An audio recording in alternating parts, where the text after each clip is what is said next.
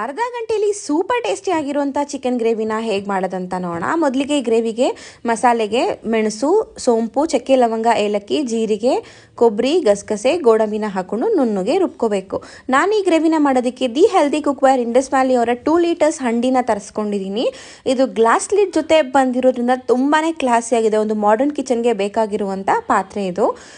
ಈ ಪ್ರಾಡಕ್ಟ್ ಮೇಲೆ ನಿಮ್ಗೇನಾದರೂ ಇಂಟ್ರೆಸ್ಟ್ ಇದ್ದರೆ ರಂಜೂಸ್ ಅಂತ ಯೂಸ್ ಮಾಡಿದ್ರೆ ಎಕ್ಸ್ಟ್ರಾ 12% ಡಿಸ್ಕೌಂಟ್ ಕೂಡ ನಿಮಗೆ ಸಿಗ್ತಾ ಇದೆ.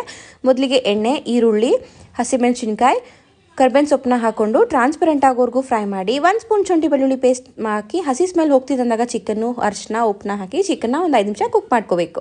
ನಂತರ ಟೊಮೆಟೊ ಪೇಸ್ಟು, ರುಬ್ಬಿರೋ ಮಸಾಲೆ ಏನಿದೆ ಅದನ್ನು ಹಾಕಿ ಹಸಿ ಸ್ಮೆಲ್ ಹೋಗ್ತಿದೆ ಅಂದಾಗ ಖಾರದ ಪುಡಿ ಹಾಗೆ ಧನಿಯಾ ಪುಡಿನ ಹಾಕಿ ಮಿಕ್ಸ್ ಮಾಡಿ ಒಂದು ಸ್ವಲ್ಪ ನೀರನ್ನ ಹಾಕ್ಕೊಂಡು ಲಿಡ್ ಕ್ಲೋಸ್ ಮಾಡಿ ಚಿಕನ್ ಕುಕ್ ಆಗೋವರೆಗೂ ಕುಕ್ ಮಾಡಿಕೊಂಡು ಲಾಸ್ಟಲ್ಲಿ ಕರ್ಬೇವಿನ ಸೊಪ್ಪು ಹಾಗೆ ಕೊತ್ತಂಬರಿ ಸೊಪ್ಪನ್ನ ಹಾಕಿ ಮಿಕ್ಸ್ ಮಾಡಿಕೊಂಡ್ರೆ ತುಂಬಾ ಟೇಸ್ಟಿಯಾಗಿರುವಂಥ ಚಿಕನ್ ಗ್ರೇವಿ ರೆಡಿ.